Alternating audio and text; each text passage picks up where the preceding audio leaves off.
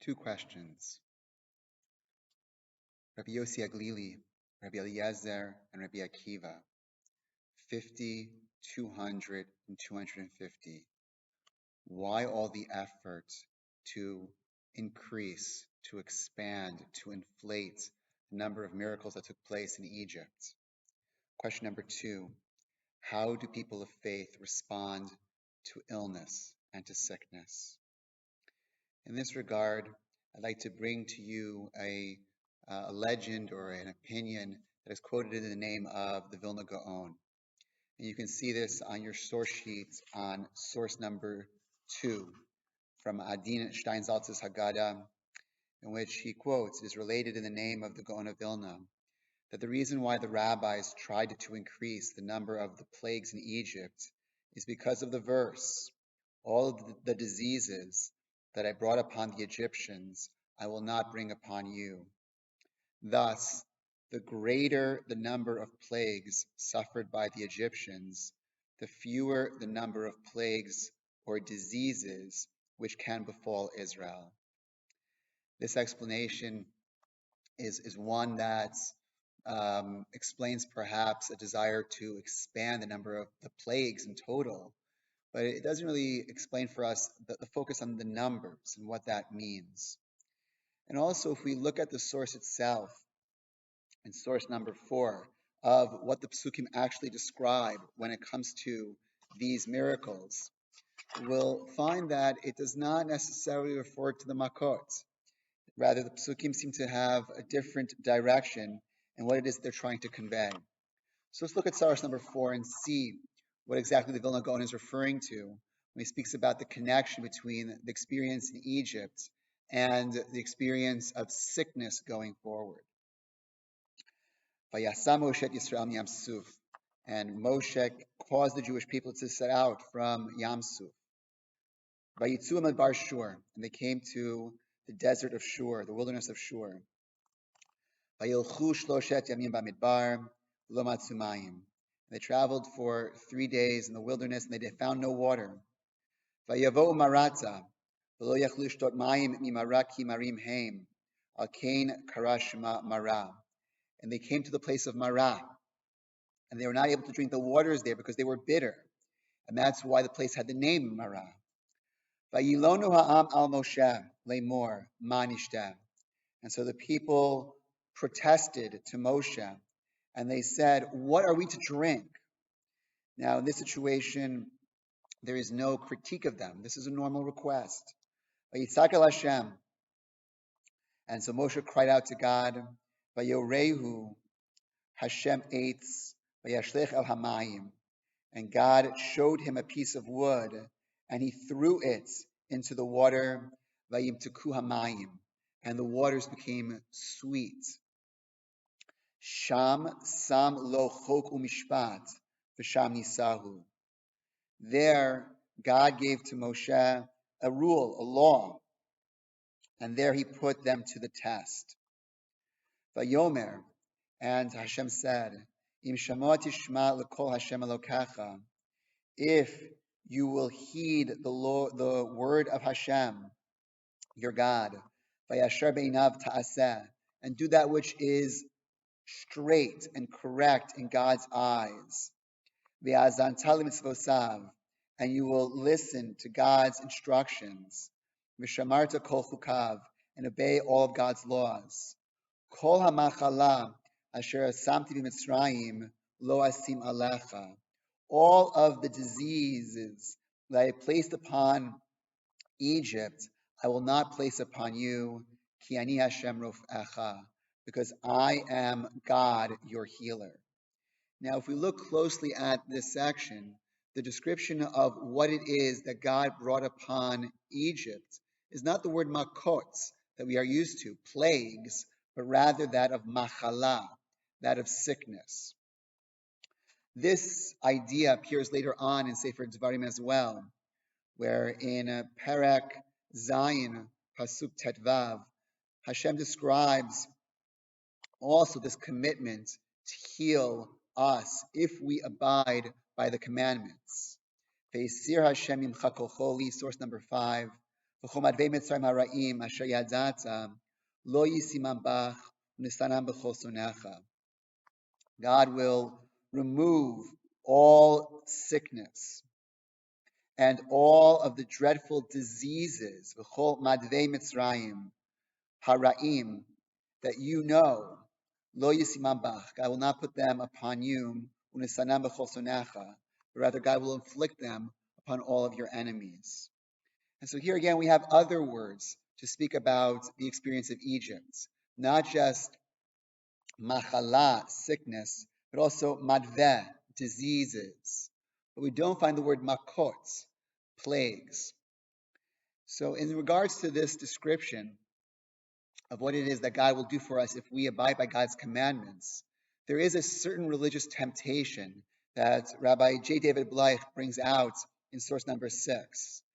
Again, I have to be very clear. Rabbi Dr. David Bleich does not hold of these opinions. Rather, he's quoting this in his exposition on his book on contemporary halachic problems. And he writes, human intervention in causing or speeding the therapeutic process is then, in a sense, interference with the deliberate design of providence. The patients in seeking medical attention may be seen as betraying a lack of faith in failing to put his trust in God. This attitude is reflected in the teaching of a number of early and medieval Christian theologians who counseled against seeking medical attention. The Karaites, in turn, rejected all forms of human healing and relied entirely upon prayer. Consistent with their fundamentalist orientation, they based their position upon a quite literal reading of Exodus Tedvav Chavav, the pasuk that we saw in source number 3. A literal translation of the Hebrew text of the passage reads as follows: I will put none of the diseases upon you which I have put upon the Egyptians, for I am the Lord, your physician. Hence, the Karaites taught that God alone should be sought as physician. So here we have a fundamentalist approach to the text and also to life, and that is to reject medicine, to put it away from the religious endeavor.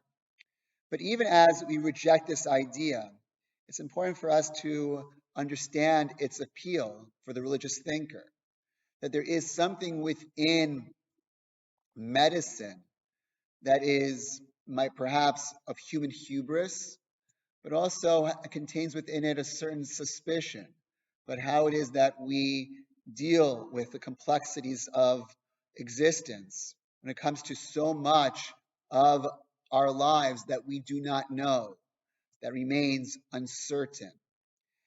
And this approach has residues of ideas within Jewish tradition as well, such that if we look in the Gemara and Brachot in source number 7, we have a quote of Rav Acha. Diamar Rav Acha says, Hanichnas la'akis dam, a person who goes to a bloodletter, to experience bloodletting. Omer, that person should say, Yehi ratzon lefanecha, may it be your will, Hashem Elokai, Hashem my God, Shehei Esek Zet Li L'Refu'ah, that this procedure should be for healing, Utirap Eini, and you should heal me. Ki kel rofei ne'aman ata, Refu'atecha emet, Lefi she'ein darkan shel bnei adam l'rapot, Ella shenagu. Because you, God, are the one who we trust to bring forward a true healing, because it is not the ways of man to, in fact, bring about healing. Rather, we go through these procedures. We are accustomed to do these things, but they are not, in fact, the real basis for healing. Amar Abaye. Abaye responds to Rav Acha's statement and says, no, that's not the Jewish way. And rather, Abaye says, Lo lema inche hachi. Inash hachi. A person should not say that. The Tani debate Rabbi Yishmael. For we have a teaching from the house of Rabbi Yishmael, V'rapo Yirape. The Torah describes in Parshat Mishpatim that a person must pay for medical costs upon damaging another person. Mikan shenitna reshut larofei l'rapot. From here we see that there is permission for a doctor to heal. But it's more than just permission, argues Abaye. Abaye says that this renders a statement that healing is not in the hands of man to be wrong. That it is required for us to act within this world, recognizing our agency and our ability to heal, even if that means changing our prayers. That it's not right to assert that whatever healing is created by bloodletting is somehow not in the hands of man, and somehow to attribute that to God. Abaye says that if you were to do that, then that would lead to problematic beliefs about man's responsibility for our own health, for our own well-being, for humankind's approach to medicine, to vaccines, to disease. So within the statement of Rav Acha, though, there is a certain ambivalence. That Rav Acha, on the one hand, says, Kach nagu, this is what people do. But at the same time, also, he adds a prayer as a person goes to that bloodletter to still say, this is from God, and therefore we are to act a certain way as a result. Now, this approach of Rav Acha is something for us to reflect upon in this moment of our pandemic, as we see all sorts of people responding to the vaccine in different ways. In discussing this shiur with some of the physicians within our community who focus on public health, they encouraged me to have a sensitivity to populations within Canada who have a long tradition of justified suspicion when it comes to authority and medical authority in particular. And they mentioned specifically the indigenous populations of Canada, as well as also the African Canadian communities as well, to encourage us to understand that just because we as Jews have a certain understanding of medicine does not mean that everyone has had that same experience. I think it's something for us to appreciate, but at the same time also to recognize that this too is a piece of our tradition too. That even though we paskin like Abaye, Rav Acha was still there. And this concern that Rav Acha expresses, Ela Shanagu, yeah, we still go through the motions, but really it's from God. There's a real religious temptation to go down that path, to really say that everything is in God's hands and not in our own. And Rabbi Aram ibn Ezra reflects this idea in his reading of the Makot and also in the story of Maratu. Looking at source number 8. Yesh lecha lizkor, it is worthwhile, you must remember, ki be'einacha ra'ita hamachala v'hanegaim v'hamakot asher asanti Mitzrayim, that you saw with your own eyes, says HaKadosh Baruch Hu to the Jewish people, that we saw in Egypt all that God did in that place.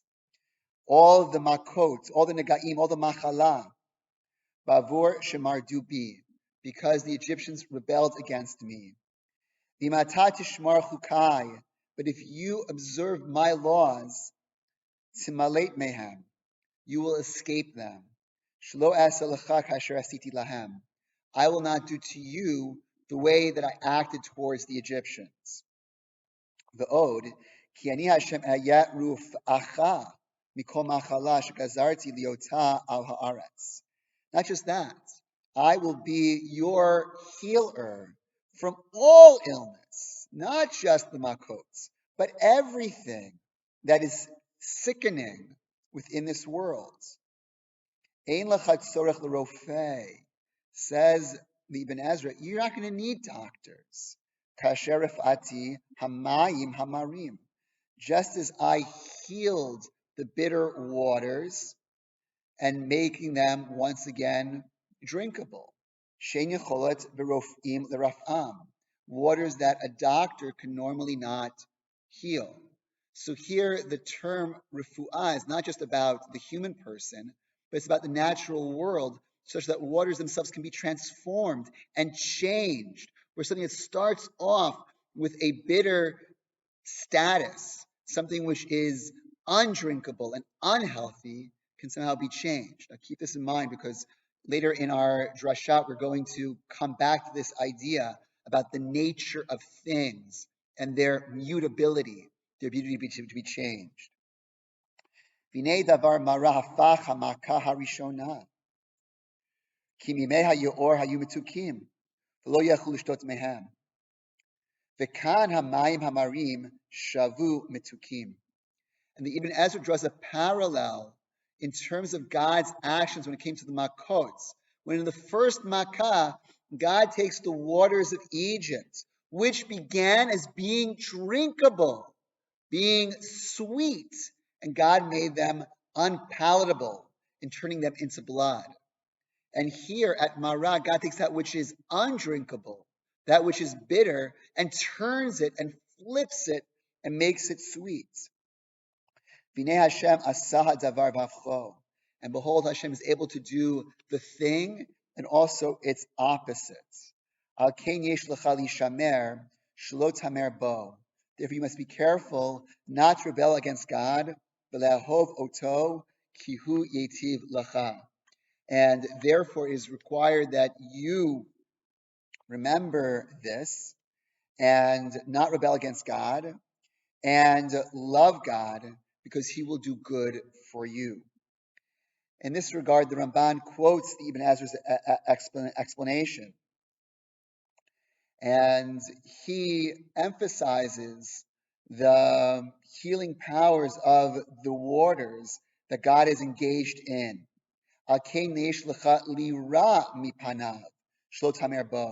Therefore, there's a requirement to be a certain amount of fear. The God will not act towards you as God acted towards the Egyptians. And that God will do good for you as God healed the waters on your behalf. So here we have a depiction of not exactly this prohibition against seeking out medical help, but a certain lesson that comes from the Mara experience. And the lesson is that we are to turn to God when it comes to our greatest needs. When we are seeking out the good life, what it means to be really seeking out health and well-being, that we are meant to turn our attention to God in seeking out those answers. In this regard, in reading the Ibn Ezra and the Ramban, I think it's critical to return to the Psukim themselves and to read them in their full context, separate from the way that we might approach them from the Vilna Gaon's reading of the Haggadah. That it's not simply to say that Hashem has promised us that God will not do what God did to the Egyptians, but rather that there is a condition that is required for us to reach that refu'ah, to be able to achieve that which God has promised us. So looking back at the Psukim in Parak Tet Vav of Shmot, in source number 4, we say here, Vayitzak el Hashem, that the Jewish people cry out to God. Vayir Hashem eitz, and God showed Moshe this tree, this wood. Vayeshlech al hamayim, and he threw it into the waters. Vayitzuku hamayim, and the waters became sweet. Sham sam lo chok umishpat, v'sham nisahu, that it was there that we received a law, and it's in the context of that law that we achieve this lesson. Vayomer im shamoa tishma l'kol Hashem Elokecha vayashar be'inav ta'aseh va'azantat limitzvosav v'shamarta kol chukav, is only if we abide by the instruction, by the voice of God, and we do that which is upright, and we listen to the mitzvot, and we guard all the chukim, then that this is a conditional principle, and that it is our responsibility not just to quote the numbers of the makot in order for this to apply, but that we are required to follow the laws and the statutes that we were given at Mara as well. Now, in this regard, the temptation and the critique that Abaye brings forward against Rabbi Avahu is brought out also in a Gemara in Sanhedrin, which you can find in source number 10. Here, this is the famous Mishnah of beginning of Perek HaChelek. And we say, Kol Yisrael yesh lam chelek le'olam haba, that all the Jewish people have a portion in the world to come. But we suggest, however, that there are those who are excluded from this chelek, this portion. Ve'elu she'en lam chelek le'olam haba. And these are those people who do not have a portion in the world to come. Ha'omer ein tzchiyat hametim, the one who says that there is no resuscitation of the dead, min Torah, with its basis coming from the Torah. Ve'ein Torah min hashamayim, and one who says that there is no Torah from heaven, v'apikores, and one who denies God. Rabbi Akiva Omer, Rabbi Akiva adds onto this list the following. Af hakorei b'sfarim hachitzonim, also one who reads from foreign books, from foreign ideologies. V'halochesh al hamakeh, and one who whispers upon a wound. What would one whisper upon a wound? Ve'omer, and says the following pasuk, Kol ha'machala asher sadi Mitzrayim lo asim alecha ki ani Hashem rofecha. One who pronounces this pasuk, reciting it as some form of incantation, with hope that this will be a means of healing. Not only does this not work, says Rabbi Akiva, but to do so involves losing one's chelek and olam haba. That there's something about this ideology that, if taken to an extreme, is not just, as Abaye said, not something that a person should pray upon going to the bloodletter. But Rabbi Akiva says this person has no right to the world to come. That's how problematic it is to leave this world and the proper understanding of how God works within this world, and our requirements to preserve our human agency and to rely upon the wisdom of medicine, but rather to offer such incantations and to somehow make of God some form of magic. That says Rabbi Akiva, ein lo chelek li'olam haba. This person has no rights to the world to come. So further exploring this idea of the Vilna Gaon and this association between Egypt and this pasuk of Kol Machala Asher Sadi Mitzrayim, it's worthwhile for us to drill down upon the Ibn Ezra's assertion that this is not simply about the Makot, but that there were broader diseases which took place within Egypt, in order for us to understand more deeply what it is that we are to gain from this pasuk. If we're not to recite, as Rabbi Akiva said, upon our wounds, to recite some incantation, so then what does it mean? What are we to understand from this ideology of reliance upon God when it comes to our existence within this world, when we face pandemics, when we face illness? So here I'd like to bring you some ideas about the centrality of medicine, or really the origination of medicine within Egyptian culture.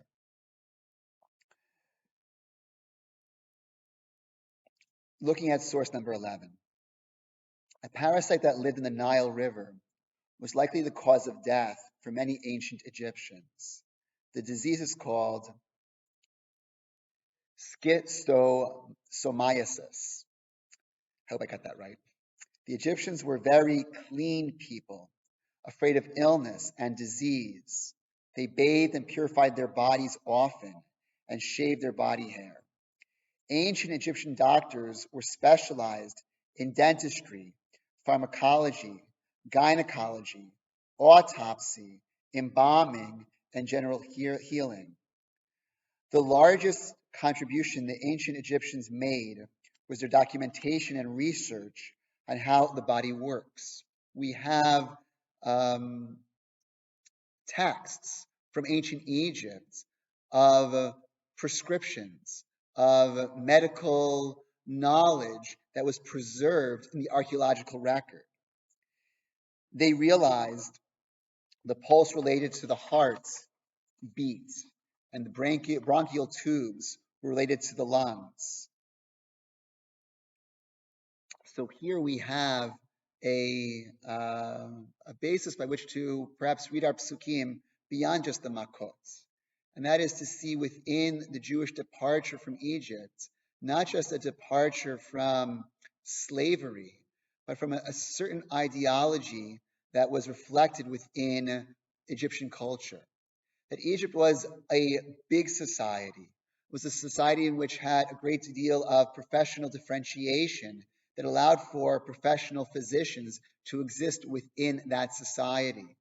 And when the Jewish people left Egypt, they did not just leave their bondage, but they also left that culture as well. And within that departure, there is a leaving of the diseases of Egypt, but there's also a leaving of those rofim, those healers. And it is in this regard that we might say that these psukim come and bring us a different approach, a different ideology, and how it is that we are to think, not about medicine, but out of a specific Egyptian philosophy surrounding that medicine. And here I'd like to turn to the Rashi, who speaks about the medical metaphor that the Jewish people, as they leave Egypt and draw off into a new relationship with God, how they take what it is they understood from within Egypt about the nature of the Rofei, the doctor, and how that informs their understanding of God. Looking at source number 12. Lo asim alecha v'imasim harehu k'lo husma. Zeu midrasho. That God says, I will not bring illness upon you, but if I do bring illness upon you, then it will be as if it is not there, because I will heal you from it. Zeu midrasho. This is the midrash. This is the midrashic understanding of it. Lefi pshuto, but according to the basic understanding, the pshat. Ki ani Hashem rofecha melamedcha Torah mitzvot leman tinatzel mehem. That I teach you, I am your rofeh, in that I teach you the Torah and the mitzvot in order to be protected, to avoid these illnesses. Ki rofeh hazeh omer la'adam. Like this doctor, this physician, who says to a person, Al tochal davar zeh, do not eat this thing, pen yiviacha lidei choli zeh, lest it bring you to this illness. So God, according to Rashi's understanding of these psukim, is taking the role of the physician in directing us to live as we should, to avoid illness, to avoid the problems, the same way a doctor counsels a person in living as they should. And within this framework of what disease was within Egypt, God now offers another approach to life, in which within life there are all sorts of things which might cause us to fail, to break down, to not be what we should. But if we abide by the Torah and the mitzvot, if we hear these chukim and mishpatim, then we will be guided by the wisdom to avoid all those problems, all that illness, all that sickness. The Malbim expands upon this idea, as we can see in source number 13. And he drills down into this metaphor of what it means to be a rofei. Looking in the middle of the source, the Malbim writes, Aval Yisrael, when it comes to the Jewish people, HaKadosh Baruch Hu makdim tamid refu'ah l'makah. God always brings the cure before the disease. Shezeh nichlal b'ma shekasav kini Hashem rofecha. Because this idea is also included when we speak about God saying that I am your healer. Ratzah lomar, what does that mean? Shlifnei hamakah akdim tamid harefu'ah. Before I bring the makkah. Now, this makkah is going to be understood as what a doctor must do to treat a patient. Sometimes there's a need to create an incision in order to address the problem. And therefore, God always brings along, when God brings that makkah, that incision, also the means to suture that incision as well. That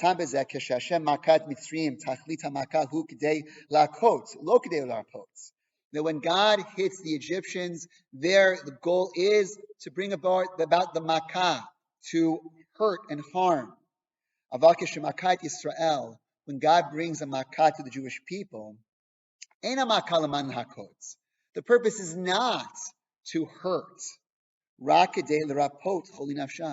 but rather it is to heal the sickness of their soul. And this is like a doctor, who's coming to draw blood or to perform surgery.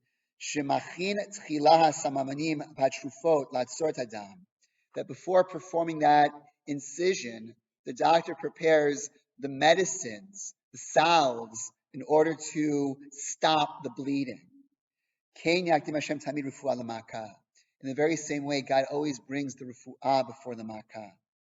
So this is the first side of the metaphor, and that is that the function of the makkah is not to harm, but it is to heal.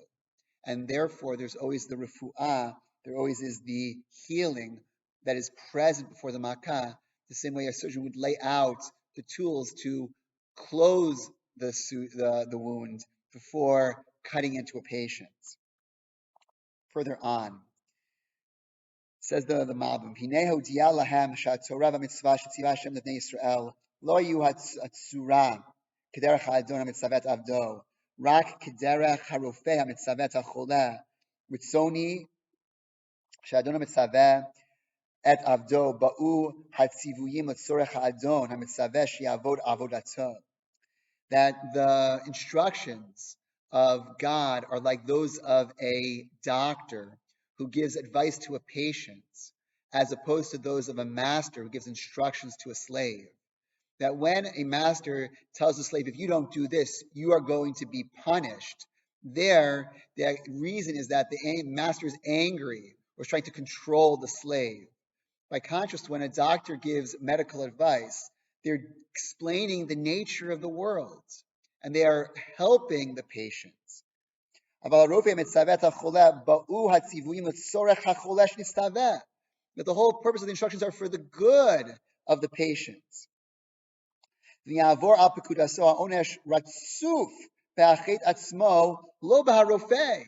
that if you ignore your doctor, if you don't go and get the vaccine, well, that's not that you're going to be punished because you didn't do that. Rather, it's that the very disease is an outcome of failing to listen to the doctor.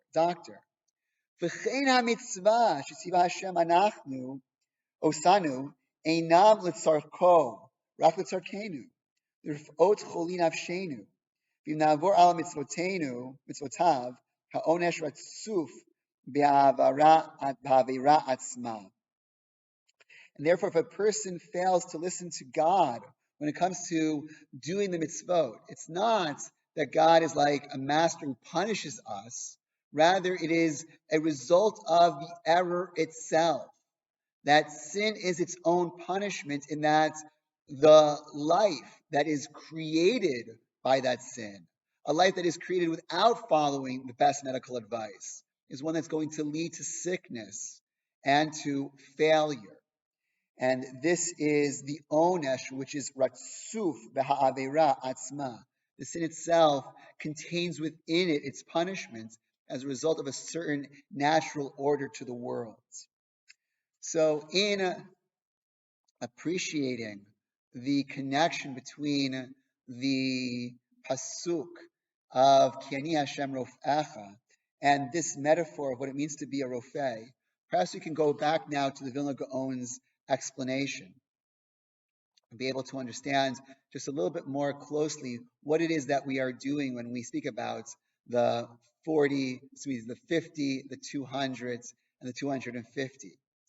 What we are describing is a certain appreciation for God's ongoing involvement in our destiny as a people, and in expanding and appreciating the multiplicity of illnesses and punishments that existed within Egypt. We're able to that much more carefully appreciate the world in which we live, with all the opportunities for good and also for ill. And in observing the mitzvot that HaKadosh Baruch Hu asks of us to do, being that rofei, that Ki Ani Hashem Rofecha, we will avoid the course of action that the Egyptians lived their lives by. So I'm going to close now the second part of the Shabbat Hagadol drasha to give you just a little taste of what you can expect on Sunday night for our Zoom conversation.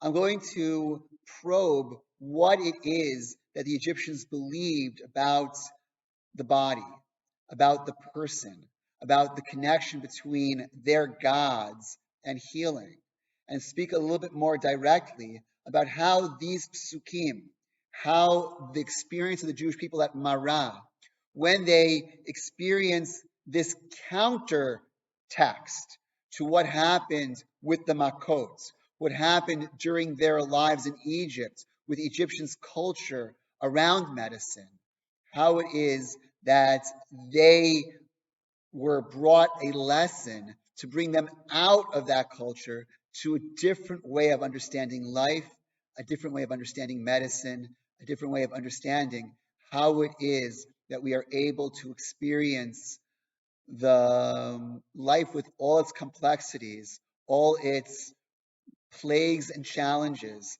and to live our lives that much better.